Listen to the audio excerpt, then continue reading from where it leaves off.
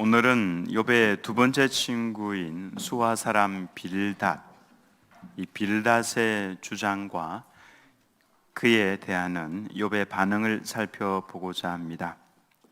엘리바스와 마찬가지로 빌닷도 처음에는 좋은 위로자였습니다. 함께 울면서 일주일 동안 아무 말도 하지 못하고 같이 있어 주었죠. 그것만으로도 참으로 좋은 위로자였습니다마는 그들이 말을 하기 시작을 하면서부터 욥을 정죄하는 사람이 되죠.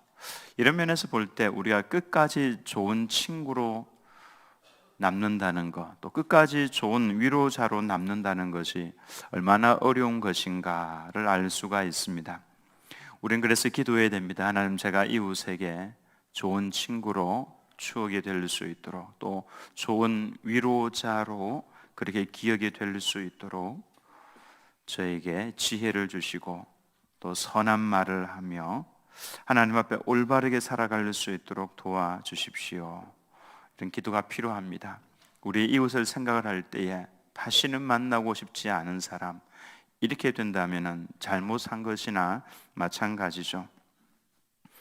빌닷이 욥에게 했던 말을 보면은 틀린 말이 아닙니다. 누가 보아도 옳은 말이죠. 욥기 8장 3절 말씀을 보면 하나님이 어찌 정의를 굽게 하시겠으며 전능하신 이가 어찌 공의를 굽게 하시겠는가. 맞는 말씀이죠. 하나님은 정의와 공의의 또 사랑의 하나님이시기 때문에 정의와 공의를 굽게 하시지 않습니다. 아니, 죄를 지었으면 그 죄에 대한 대가를 다 받게 해서 왜 용서해 주십니까? 정의와 공의는 죄를 지었으면 그 죄에 대한 대가를 받게 하는 거죠. 그래서 우리가 그 죄에 대한 대가를 받으면요, 우리는 그냥 죽어 지옥에 가는 겁니다.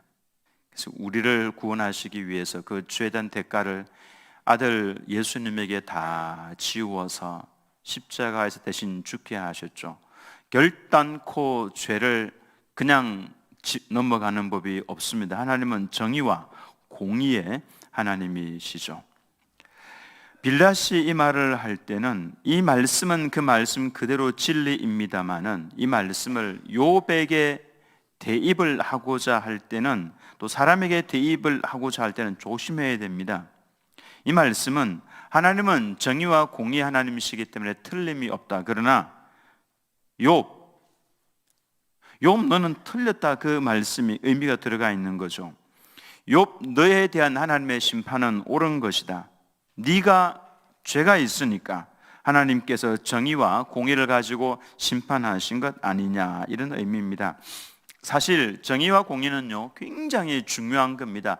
한 나라가 하나님으로부터 복을 받느냐 아니면은 심판을 받느냐 기준되는 것이 정의와 공의입니다. 그 나라가 하나님을 경외하며 섬기는 나라이든지 아니면 그냥 세속적인 나라이든지 상관이 없습니다. 하나님께서 보시는 것은 만약에 그 나라에 정의와 공의가 살아있으면 그 나라는 계속해서 갑니다. 그러나 그렇지 않으면 하나님께서 심판을 하시죠. 때와 그 시간은 하나님의 손에 있는 것이지만 반드시 심판을 하십니다. 그럼 정의와 공의는 무엇입니까? 죄지은 사람은 죄를 지었다라고 판결을 하고 거기에 상응하는 대가를 지불하게 하면 됩니다. 선한 사람은 칭찬과 격려와 상을 주면 되는 것이죠. 그런데 죄지은 사람을 옳다라고 판결을 내리면은 이건 정의와 공의를 굽게 하는 것입니다. 선한 사람을 죄인으로 만들어서 그를 감옥에 쳐넣으면은 이것도 정의와 공의를 굽게 하는 것입니다. 그러면은 억울한 일을 당한 사람의 그 억울한 마음, 그 원한이 있는 거죠. 마음속에 억울함으로 인해서 고통스러워하는 거죠. 하나님께서는 바로 그것을 보신다라고 하는 것입니다. 대표적인 성읍이 바로 소돔과 고모라, 스보임, 아드마, 이와 같은 성읍들입니다. 하나님께서 이 성읍들을 왜 멸망시키셨습니까? 그 성읍들에서 하나님께 부르짖음이 크다라고 말씀을 하셨죠. 이유는 딱 그겁니다. 그 성읍에서 하나님에게 들려오는 부르짖음, 근데 이 부르짖음은 기도 소리가 아닙니다. 소돔과 고모라, 스보임, 아드마 성읍에는 의인들이 없었습니다. 억울함을 당하는 사람들의 그 고통스러운 소리를 하나님께서 보시고, 그리고 그 땅을, 그 성읍들을 하나님께서 심판을 하신 거죠. 그러므로 우리는 우리나라가 계속해서 예수님 재림하실 때까지 평안한 나라가 되기 위해서는 반드시 사법부가 서야 합니다. 이 사법부를 위해서 여러분 기도해 주셔야 합니다. 판사들이 권력에 굴복하지 않고 악한 자들을 두려워하지 않고 올바른 판결을 내릴 수 있도록 도와주옵소서. 죄를 지은 사람은 판결을 해서 감옥에 들어가도록 하고, 그렇지 않은 사람은 격려하고 상을 줄 수 있는 판결을 내리게 해 주옵소서. 그래서 대한민국의 억울한 사람들의 소리가 점점 줄어들어가게 해 주옵소서. 이 기도하셔야 합니다. 그래야 대한민국이 우리 자자손손 살아갈 이 땅이 평안해 갈 수가 있는 것이죠. 정의와 공의가 시행되는 나라가 되도록 여러분 꼭 기도해 주시기 바랍니다. 빌닷이 했던 이 말은 욥이 죄를 지었으니까 하나님께서 공의와 정의로 올바르게 판단하신 것 아니냐, 이런 말이죠. 우리는 이제 알고 있습니다. 욥은 정말로 하나님을 사랑했던 사람입니다. 자신의 재물이 다 사라졌을 때도 하나님에 대해서 원망하지 않았습니다. 심지어는 10명의 자녀를 다 하나님께서 데려가셨을 때에도 욥은 하나님께 대해서 원망하지 않았습니다. 내게 있어서 제일 소중한 분은 하나님이다 라고 하는 이 신앙이 견고하게 세워져 있었던 것이죠.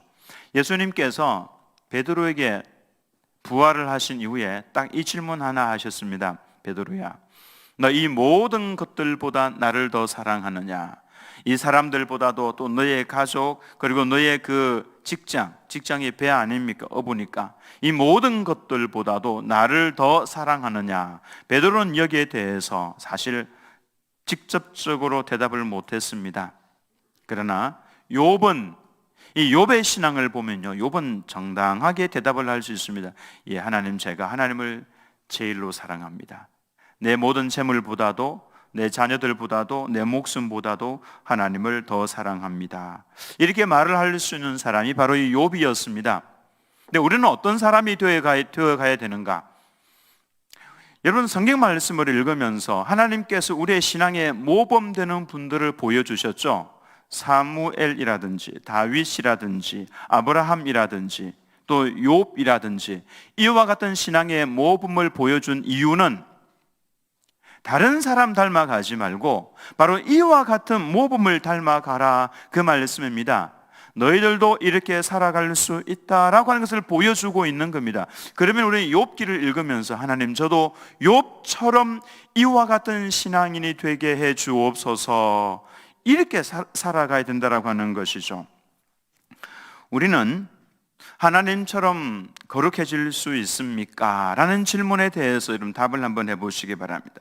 나는 하나님처럼 선한 존재가 될 수 있습니까? 라는 이 질문에 대해서 여러분 어떻게 대답을 하시겠습니까? 만약에 대답이 불가능합니다 라고 만약에 대답을 한다면 다음과 같은 하나님의 명령은 무색하게 되는 겁니다. 하나님께서 뭐라고 명령을 내리셨습니까? 내가 거룩하니 너희도 거룩하라. 조금 더 쉽게 풀어서 설명을 하면은 내가 거룩하니 너희도 나처럼 거룩하라. 즉 하나님의 그 거룩을 우리도 입으라, 그 말씀이죠. 예수님 이런 말씀하셨습니다. 내 아버지의, 하늘에 계신 내 아버지의 온전하심과 같이 너희도 온전하라. 즉 하나님처럼 온전하라, 그렇게 명령을 내리셨습니다. 사도 바울은 수도 없이 이런 말씀을 하셨죠. 너희가 육신을 따라 행하지 말고 성령을 따라 행하라. 성령은요, 내 안에 계시는 하나님이십니다. 하나님을 따라 행하라. 즉 하나님처럼 말하고 하나님처럼 행동하라, 그렇게 말씀을 하신 겁니다. 우리로 하여금 어디에까지 우리의 성품이 자라가라고 말씀을 하셨습니까? 예수님에게까지 자라가라. 즉 예수님처럼, 예수님을 닮아가라, 그 말씀이죠. 창세기 17장 1절 말씀이 아브라함이 99세 때에 여호와께서 아브라함에게 나타나서 그에게 이르시되 나는 전능한 하나님이라. 너는 내 앞에서 행하여 완전하라. 한번 따라서 하겠습니다. 너는 내 앞에서 행하여 완전하라. 부담스럽습니다. 못합니다. 이렇게 해버리면 안 됩니다. 하나님의 명령은요, 내 앞에서 행하여 완전하라. 즉 그 행함이 점도 없고 흠도 없이 완전하게 행하라, 그 말씀입니다. 신명기 18장 13절 말씀도 같이 한번 읽어봅니다. 시작. 너는 네 하나님이 여호와 앞에서 완전하라, 이렇게 말씀을 하셨죠. 우리는 욥기를 보면서, 욥을 보면서 아, 이렇게 신앙생활하는 사람도 있구나 하고 지나가서는 안 됩니다. 아, 나도 욥처럼 살아야 되겠구나, 이렇게 생각을 하도록 하기 위해서 욥을 보여주신 겁니다. 늘 나는 실수하고 죄 가운데 빠질 수밖에 없다라고 하는 것을 당연하게 여기는 것이 아니라, 아, 욥처럼 이렇게 승리할 수 있구나, 욥처럼 이렇게 할 수도 있는 거구나. 우리보다 먼저 걸어갔던 믿음의 선배들을 보면서 본받도록 하기 위해서 이렇게 모범을 보여주신 겁니다. 저는 우리 들은교회 모든 성도님들이 욥처럼 하나님 앞에서 점도 없고 흠도 없는 성숙한 하나님의 사람으로 자라나시기를 예수님의 이름으로 축원합니다.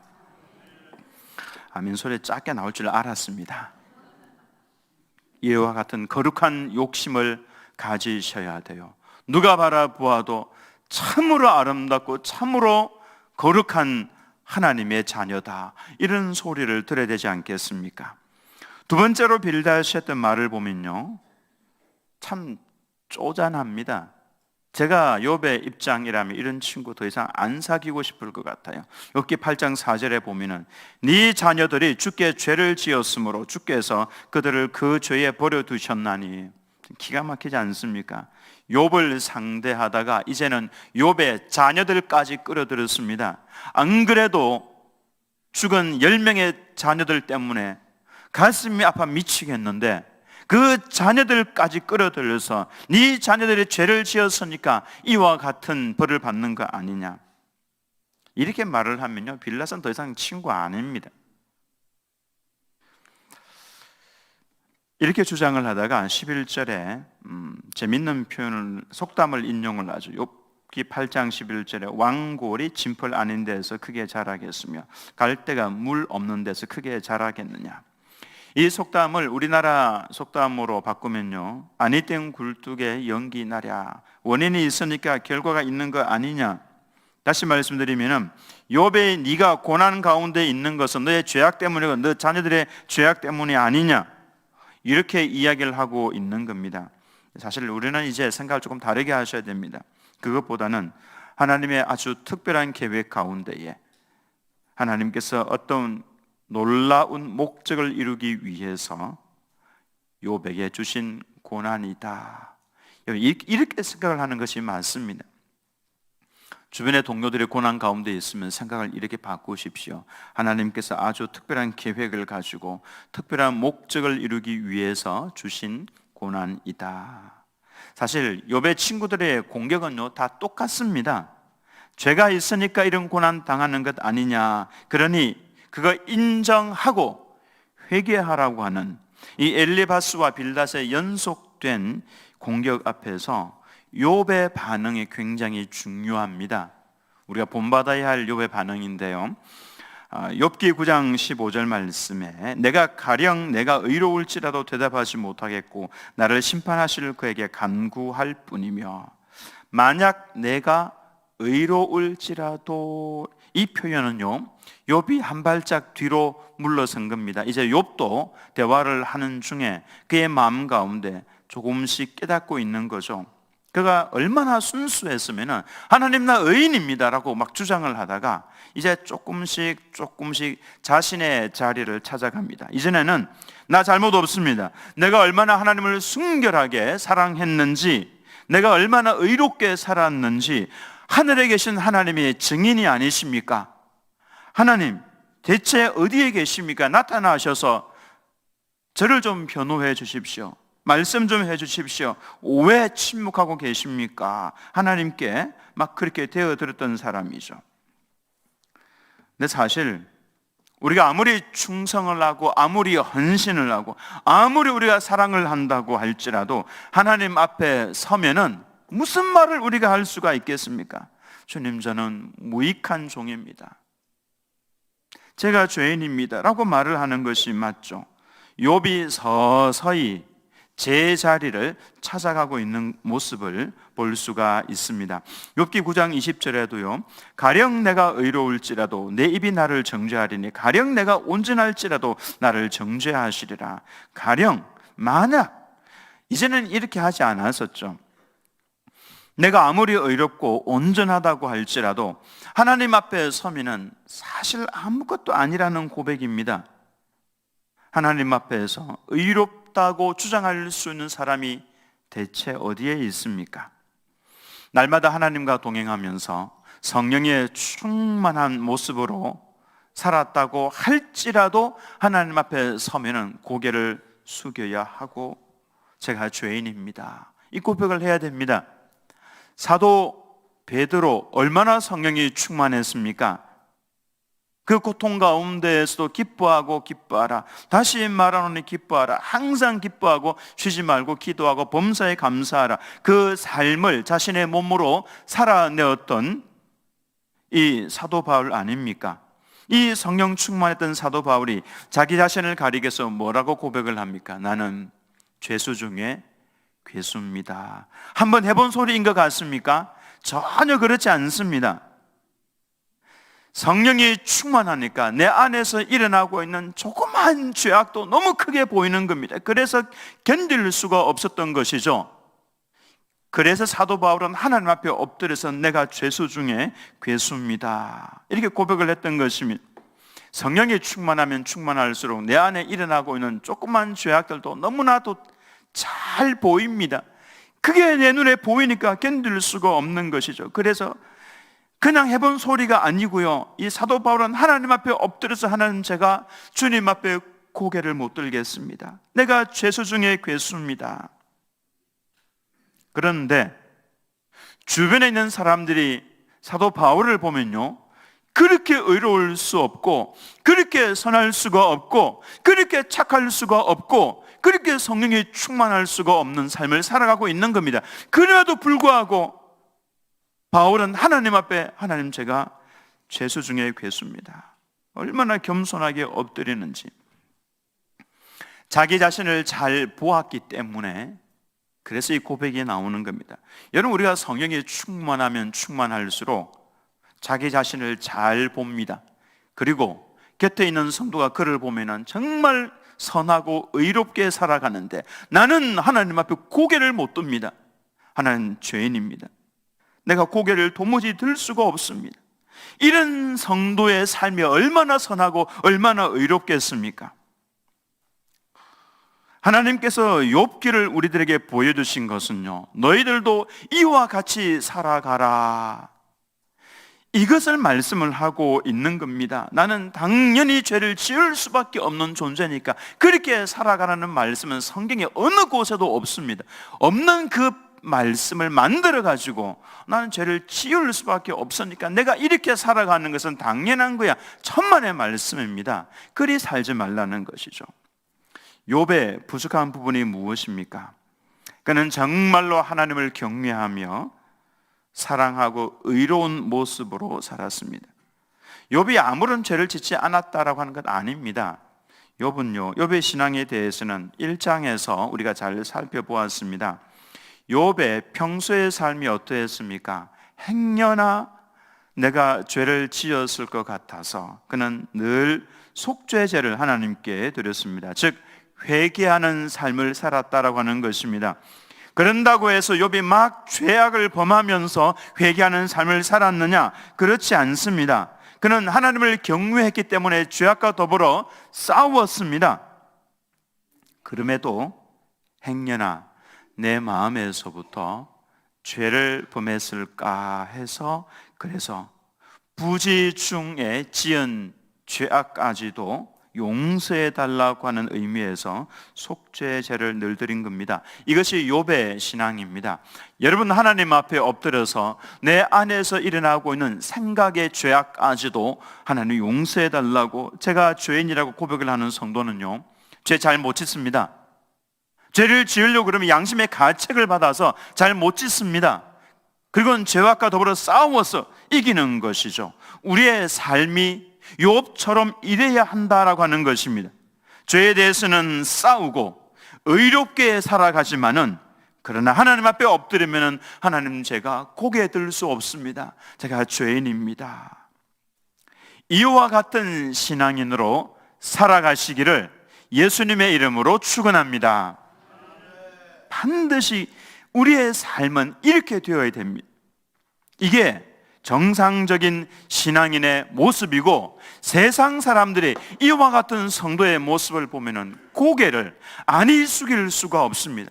아니, 그렇게 의롭게 살아가는데, 그렇게 선한 모습으로 살아가는데, 그렇게 정죄해야 되는 순간에도 아파해도 내가 아파하면서 그를 품어주는 모습을 가지고 살아가는데, 자기는 엎드려서 하나님, 죄인입니다, 용서해 달라고 하는 그 모습을 보면서 누가 감격스러워하지 않겠고, 누가 자기 자신을 살피면서 나도 저렇게 좀 살아가야 되겠다, 그렇게 하지 않겠습니까?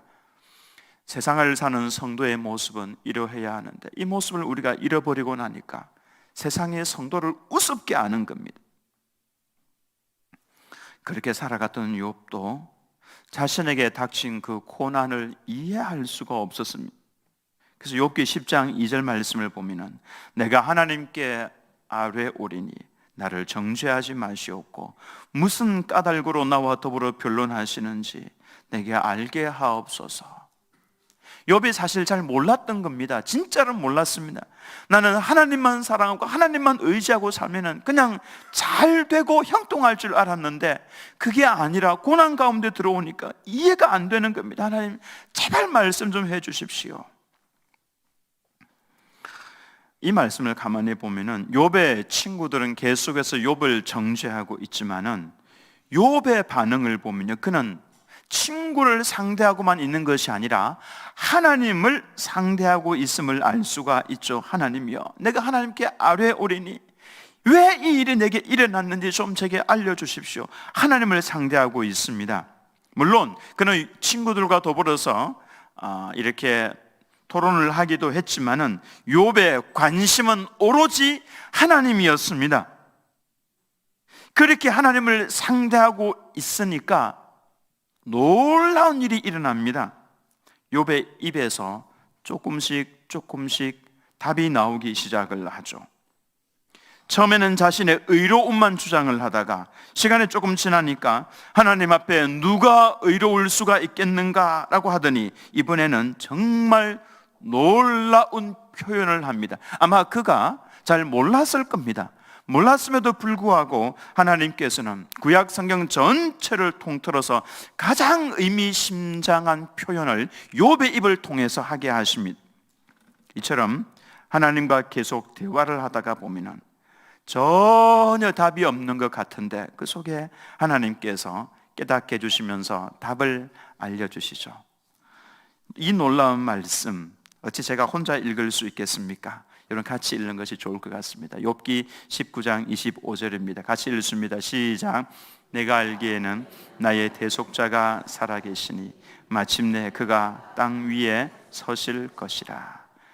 저는 이 말씀 읽으면서 소름이 돋았습니다. 대속자, 옛날 성경에는 구속자라고 되어 있죠. 대속자, 구속자 같은 의미입니다.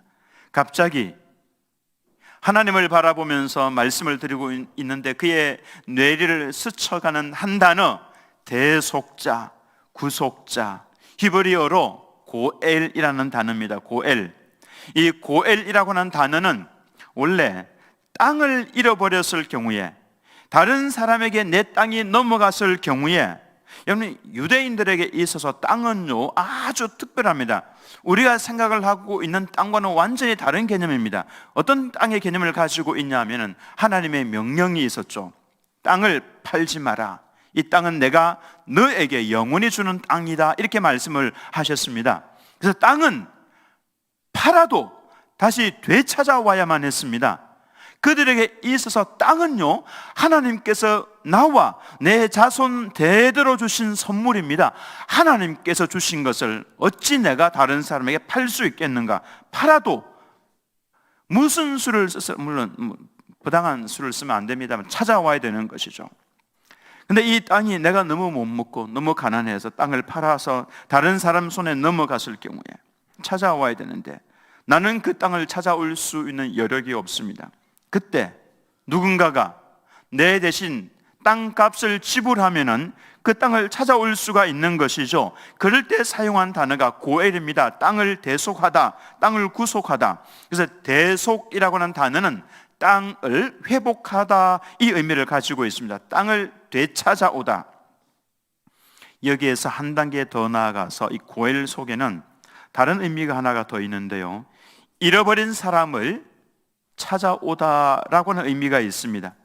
한 사람이 돈이 없어서 다른 사람의 노예로 팔려갔을 때에, 내 아들을 만약에 노예로 팔았고 그 돈으로 우리 가족을 살렸다면 살기는 살았는데 얼마나 가슴이 아프겠습니까? 그래서 그 아들을 되찾아와야 됩니다.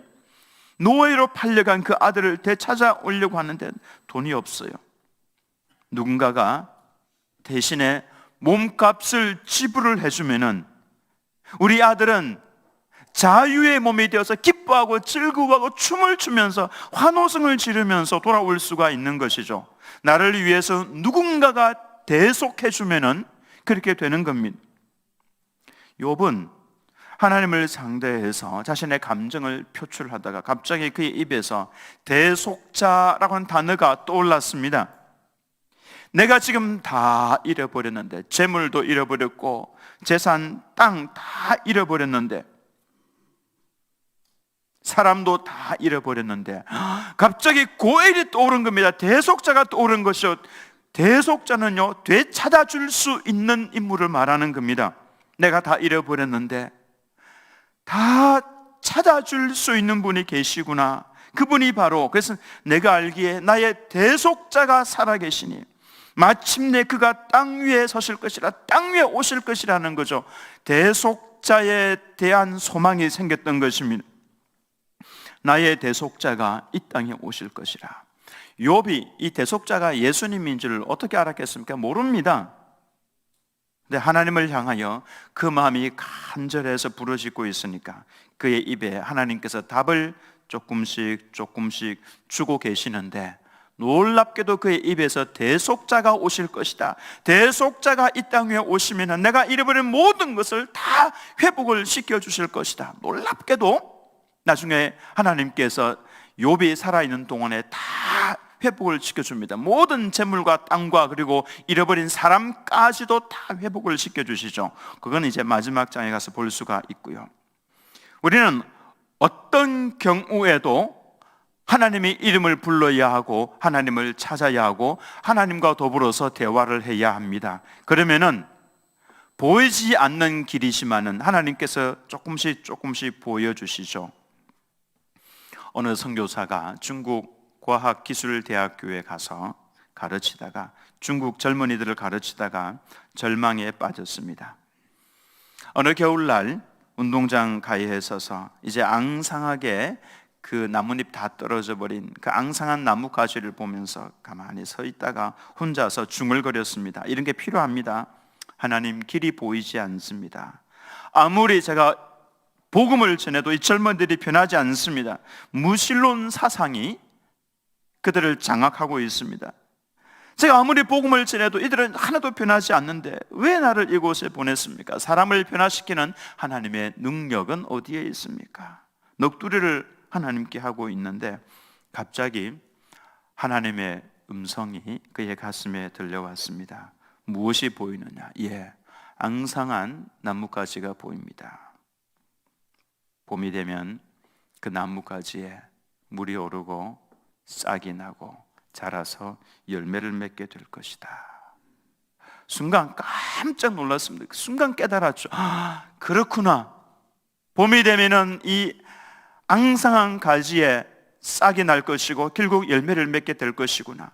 앙상한 가지와 같은 이 중국 젊은이들이 내가 전하는 이 복음을 통해서 때가 되면은 싹이 나서 이들이 중국을 위해서, 중국의 복음화를 위해서 일하게 되겠구나, 이걸 깨닫고 다시금 힘을 내어서 그 선교 활동을 계속 하고 있다. 제가 그분이 누군지는 정확히 기억이 안 나서 그냥 이렇게 이야기만 기록을 했습니다. 하나님과 대화를 하다가 보니까 보이지 않던 길이 보이더라고 하는 것입니다. 그러므로 우리들은 모든 성도님들은 어떤 상황에 빠져 있다고 할지라도 그곳에서 하나님의 이름을 부르시고 하나님과 대화를 시도하시기를, 그래서 그곳으로부터 답을 얻으시기를 예수님의 이름으로 축원합니다. 친구들의 정죄 속에 고통이 가중되고 있던 그 속에서도 놀랍게도 하나님을 상대했더니 하나님께서는 이 구속자에 대한 소망을 욥의 입에서 툭 튀어나오게 하셨습니다. 드디어 암울하기만 했던 이 욥의 길에 태양이 비치게 된 겁니다. 의로운 태양이, 소망의 태양이 비치게 된 것이죠. 이것만으로도 욥은 이제 회복을 할 수가 있는 겁니다. 하나님의 아들이 이 땅 위에 오셨습니다.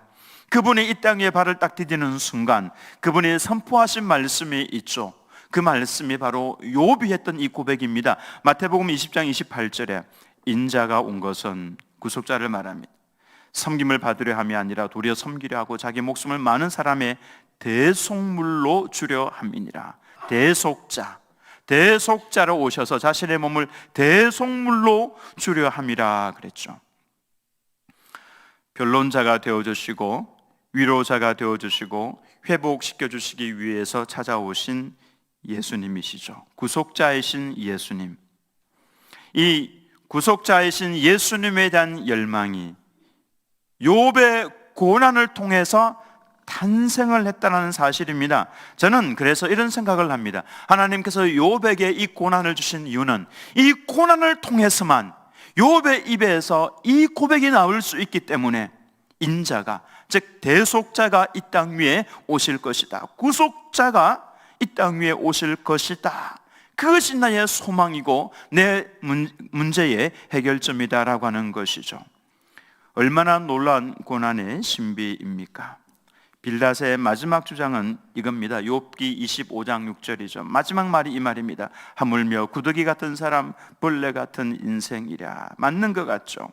하나님께서는 우리를 벌레로 간주하시지 않습니다. 우리는 나를 낮추어서 내가 벌레만도 못한 자라 이렇게 표현할지는 몰라도 하나님은 우리를 다르게 보십니다. 인간은 하나님이 될 수가 없습니다. 그러나 하나님을 닮아갈 수 있습니다. 여기에 인간의 존귀한 가치가 있는 것이죠. 우리가 예수님을 믿을 때 내 안에서 일어날 가장 놀라운 변화가 바로 하나님의 형상을 회복한다라고 하는 것이죠. 놀라운 거 아닙니까? 하나님을 닮아갈 수 있다는 것, 나같이 연약한 인간이 하나님을 닮아갈 수 있다는 것, 하나님처럼 거룩하게 될 수 있다는 것, 하나님처럼 선한 사람이 될 수 있다는 것, 하나님처럼 용서할 수 있는 사람이 될 수 있다는 것, 내게는 하나님의 형상이 있는 겁니다. 그러므로 여러분 자학하지 마시기 바랍니다.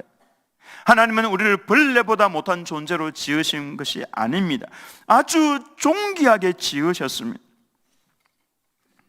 그 존귀함이 우리 안에 감추어져 있는 것이죠.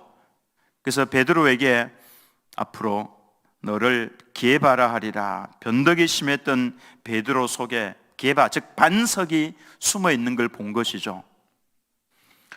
얼마나 소중한 존재인지 모릅니다. 우리 모두가 다. 어제 토요 급식을 갔는데요, 이제 제가 설교를 했습니다. 그곳에 약 450명 정도의 정말로 많은 분들이 모여서 어제 식사를 제일 많이 준비를 해갔는데 그게 부족했습니다. 뒤에 마지막에 약간 부족했는데요, 그 정도로 많이 오셨습니다. 그런데 정말 이제 많이 변했습니다. 우리 조일현 목사님과 이 팀들이 얼마나 그곳에서 복음을 전하고 함께하고 했는지 제가 딱 섰더니 정말 집중해서 저를 바라봐요. 떠드는 사람이 아무도 없고 딱 저만. 제가 무슨 말씀을 들었냐면, 여러분들은 개인적으로 한 분 한 분이 얼마나 소중한 분인지 압니까? 여러분들이 얼마나 거룩한 분인지, 하나님께서 거룩하게 되기를 원하시는지 아십니까? 여러분들은 그냥 되는 대로 살다가 죽을 인생이 아닙니다. 이렇게 말씀을 드렸습니다. 그리고는 하나님처럼 거룩하게 될 수 있는 분들입니다. 이렇게 말씀을 드렸습니다.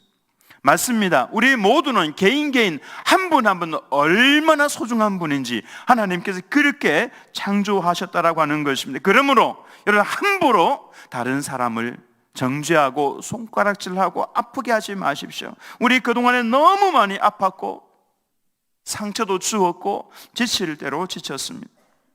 이제 좀 사랑하면서 살 수 없습니까? 예수님에게 현장에서 가늠하다 끌려온 여인이 있었죠. 예수님께서 그럽니다. 너희 중에 죄 없는 자가 돌로 치라. 양심의 가책을 받아서 다들 돌려놓고 다 나가버렸죠. 여인만 남았습니다. 돌에 맞아 죽을 줄 알았는데 아무도 돌로 치지 않고 다 나가버렸죠. 여자여, 너를 고소하던 그들이 어디 있느냐? 너를 정죄한 자가 없느냐? 주여, 없나이다. 그때 예수님께서 하신 말씀, 나도 너를 정죄하지 아니하노니 가서 다시는 죄를 범하지 말라. 가늠하다 잡힌 이 여인, 예수님께서 얼마나 귀하게 여겨주셨는지, 얘야, 나도 너를 정죄하지 않을 테니까 가서 다시는 죄를 범하지 말라. 이 여인이 돌아가면서 얼마나 감격스러워했겠습니까? 내가 얼마나 소중한 존재인가, 하나님께서 나를 얼마나 귀하게 여기시는가, 나를 정죄하지 아니하리니. 생각을 해보면 엘리바스와 빌닷이 바로 내가 아니었나 이런 생각이 듭니다. 너무나 쉽게 정죄하고, 하나님, 형제의 아픈 가슴을 위로하고 격려하기보다는 정죄하는 일에 핏대를 세우고 형제의 약점을 고발하고 헐뜯었던 저를 용서해 주옵소서. 이런 기도하시기 바랍니다. 주 안에서 승리하시기를 예수님의 이름으로 축원합니다.